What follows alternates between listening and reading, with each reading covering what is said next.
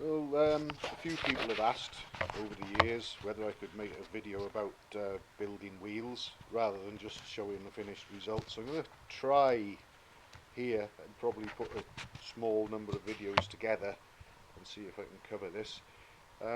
This is a BSA Triumph type conical wheel I've got here, and in the case of this one I've started by fitting the inside spokes to the brake drum side, because they're the ones that you need to get in first really on this type of wheel. So I've done that, and I've got the rim laid out with the spokes angled roughly the way that they're going to be pointing when the wheel's assembled. So the next job we've got to do is fit the outer spokes on this side, and that'll sort of steady the whole assembly up pretty much, ready for fitting the longer spokes on the other side, which can all go in without any worries about them interfering with each other, inners and outers, or anything on this side.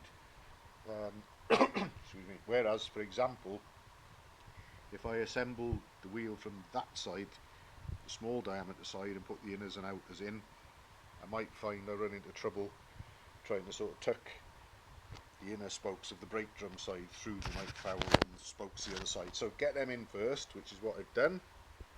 Also, here's one of my outer spokes for the brake drum side, and I've got the nipple screwed onto it and it's pushed through the hole in the rim. I just want to try and demonstrate.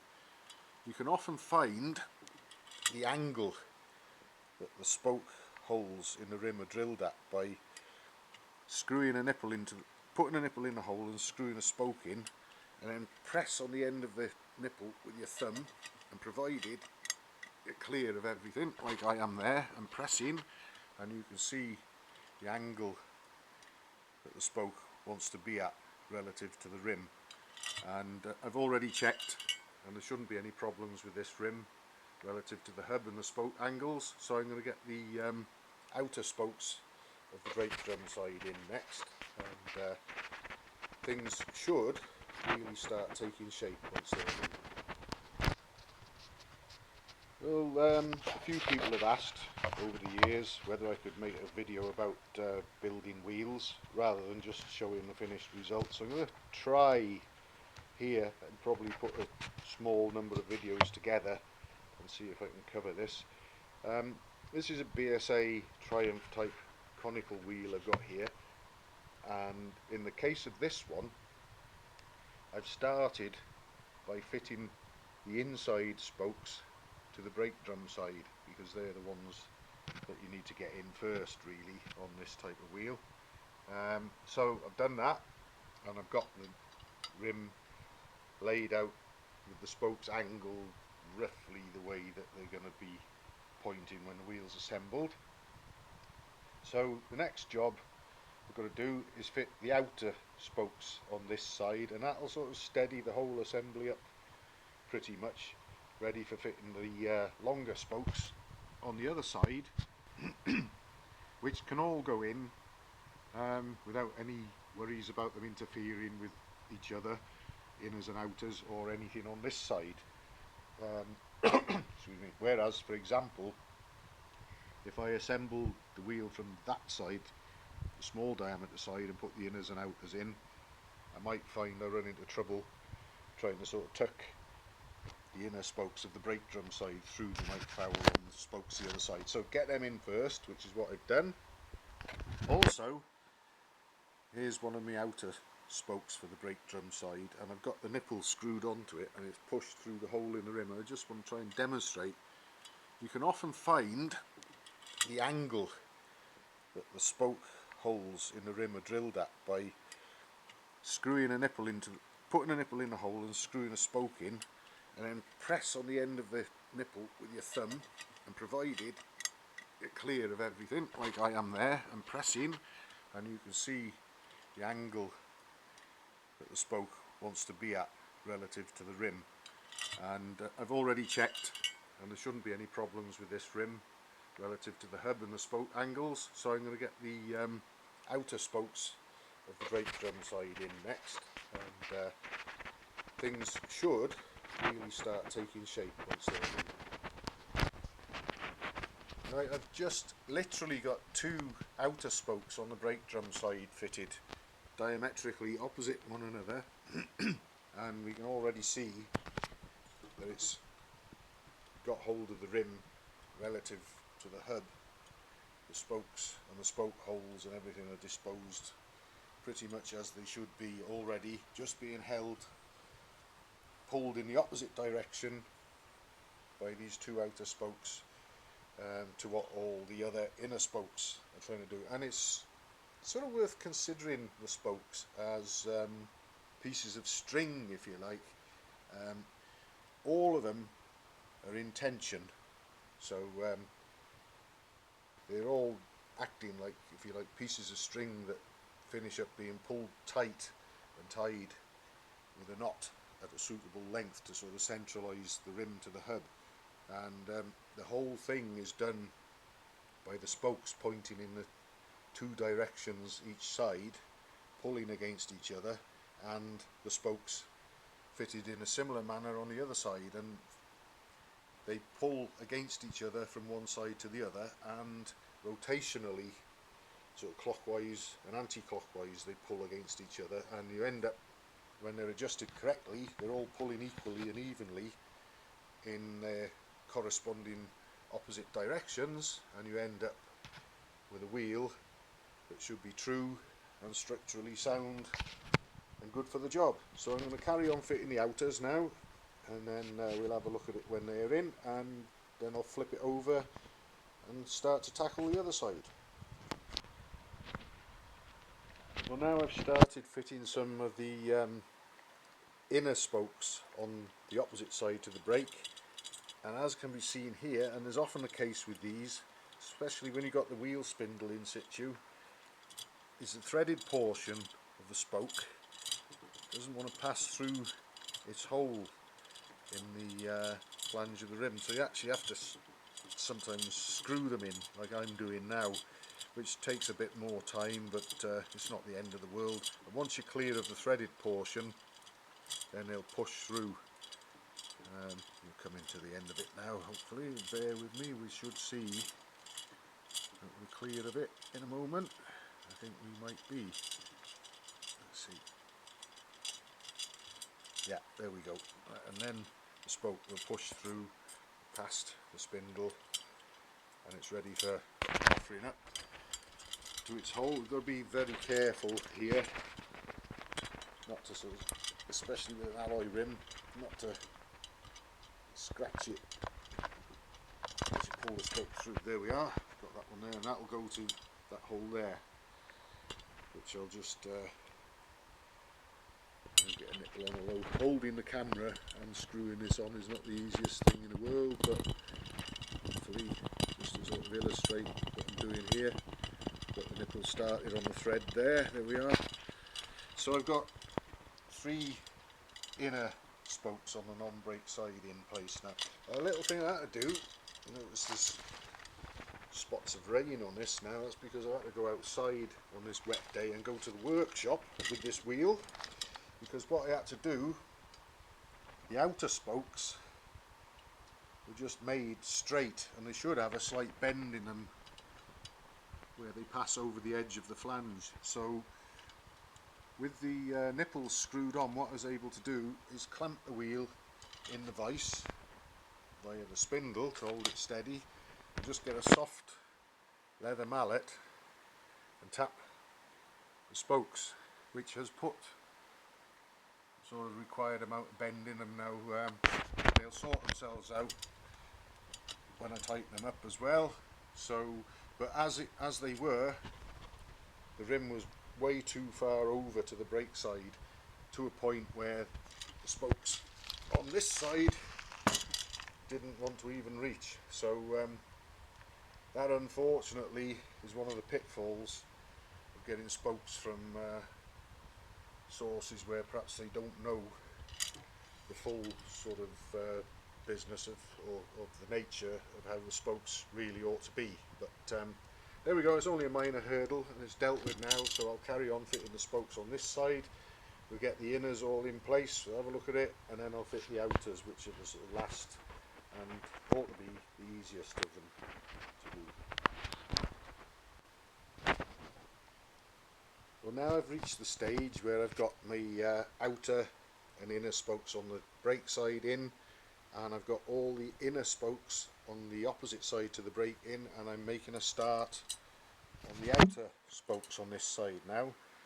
And it's worth bearing in mind that, you know, inners and outers, in some cases they might at a glance look the same, but it's quite likely that these outers might perhaps be something like 1 millimetre longer than the inners, so it's always worth just checking, because they've got that little bit, it doesn't look like much, but they've got that little bit further to reach than the inners to make it to the rim.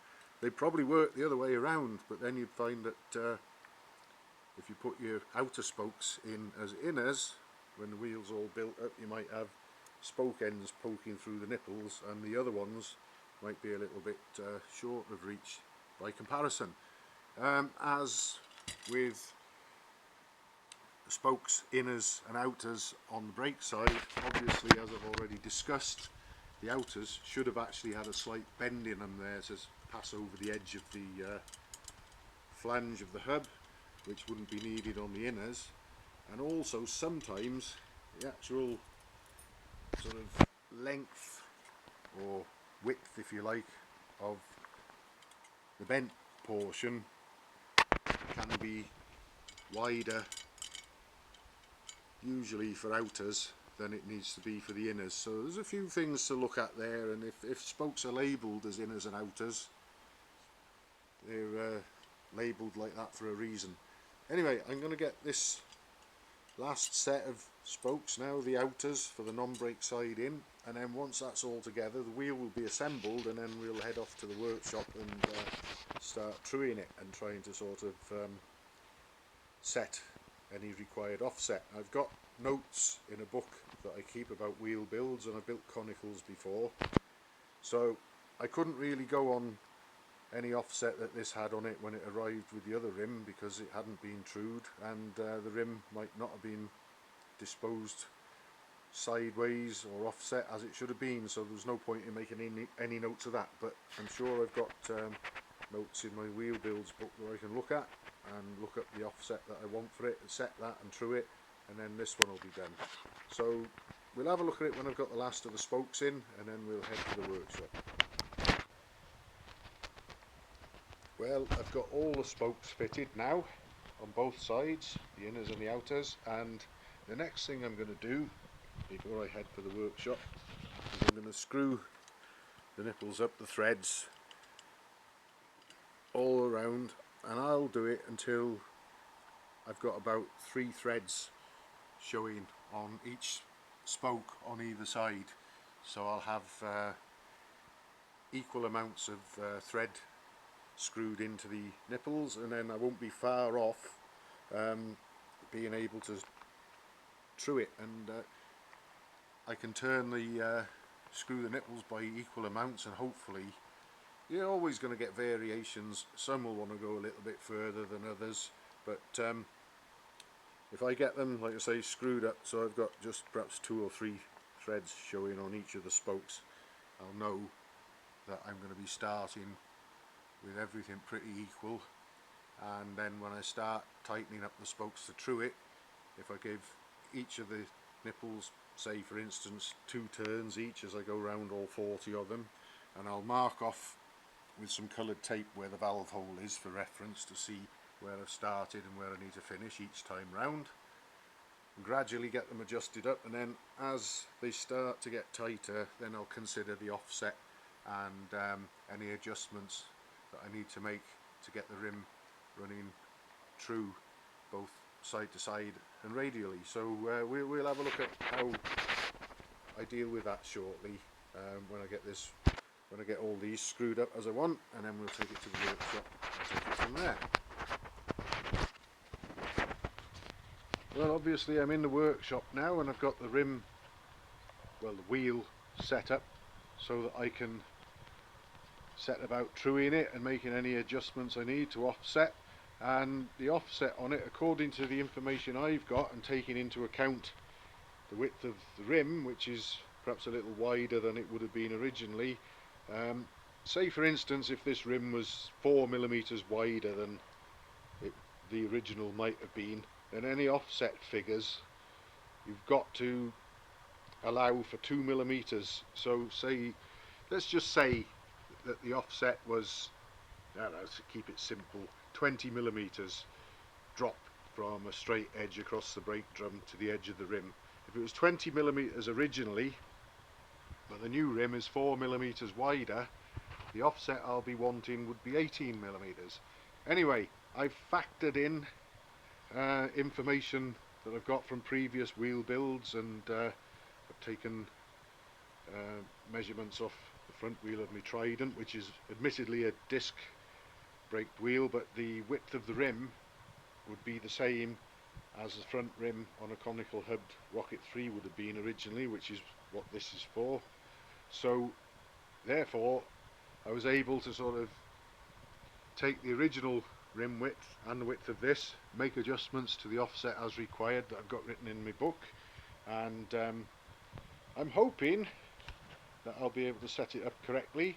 So that's what I'm going to do next, is true it up, and I need to say, as I said, I need to sort of pull the rim upwards, if you like, the way I've got it set up, to sort of reduce the offset a little from the edge of the brake drum to the edge of the rim. So that's what I'll be doing next, and I've got my red sticky tape on the valve hole there as a reference marker, so I know when I've been a full revolution of the wheel when I adjust the spokes. So I'm ready to go. I've also got the dial gauge just set so it's just raised a little bit above the edge of the rim, and that is set like that so that as I adjust the wheel to move the rim over a little, once it starts making contact with the dial gauge, I'll know that I'm somewhere pretty near where I want to be. Right, well, I'm on the sort of home straights, I think, with truing this wheel. Now I've got the offset as I want it pretty much, and time to deal with the run out. And radial run out at the moment, we've got way too much. And we're probably knocking on the door of perhaps millimetre and a half, maybe even getting closer to 2 there. So what I need to do, that's the high point there, and we go into the low point, the low area around here. So these spokes here on both sides, I need to slacken them off, probably go a turn or 2 each, and after I've done that I'll get round to the high side and I'll tighten the spokes on both sides at the high side, and that will shove the rim over and lower the high spot and shove the rim up where it's low. Like I said earlier, you've got to imagine that each and every spoke is a piece of string, and they're all pulling on the rim. So if they're pulling on the rim too hard and pulling it too close, you need to slacken them off and let the rim move outwards, and then the spokes on the other side opposite will then become looser, so you chase it up by tightening them accordingly. So that's what I'm going to do next, and hopefully reduce this radial run out, and then once I've dealt with that, then I'll look at the side to side run out and deal with that to finish off. Right, I've now reached the stage where I've got the rim offset relative to the edge of the brake drum as I want it. I've got acceptable radial run out there, which is under 0.5 millimetre. So all I need to do now is set the side to side run out and make a final adjustment of the spokes. Now obviously when I adjust the spokes for any side to side take up that I want, it could affect, and probably will affect, the radial run out slightly, so you've got to keep an eye on both. It's a bit of a juggling act, and then when I finally tighten the spokes up to finish off, that again could disturb things slightly, and you have to sort of go to a particular spoke or a number of particular spokes to sort of get things back where you want. As you can see, you've actually got in excess of 1 millimetre there side to side, but hopefully it'll just be a matter of slacking off the spokes on one side and tightening up the corresponding spokes on the other to sort that out without having any great impact on the radial run out. So that's what I'll do next, and then we'll have a look, and I'm hoping that I'll be able to demonstrate next the next stage where we'll have acceptable radial run out and acceptable side to side run out, and then we really will be on the home straight.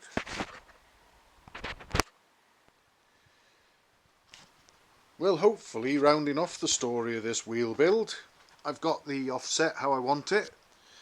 I've got the clock set up to read the side to side run out, so we'll have a look at that. This wheel doesn't spin entirely as freely in its bearings as some do, but it's not a problem. But anyway, let's give it a spin and see what we got there. We're well within and under 0.5 millimetre of side to side run out there, so I'll just set the clock up to give us our radial run out. Hopefully.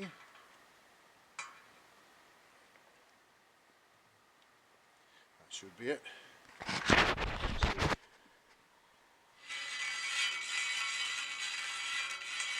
Yeah, and we're within and under 0.5 millimetre of radial run out as well.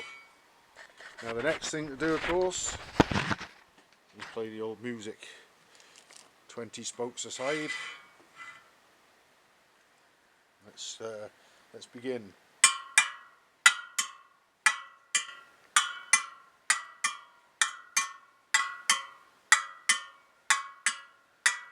.20 that side, all playing pretty much the same sort of note, and this side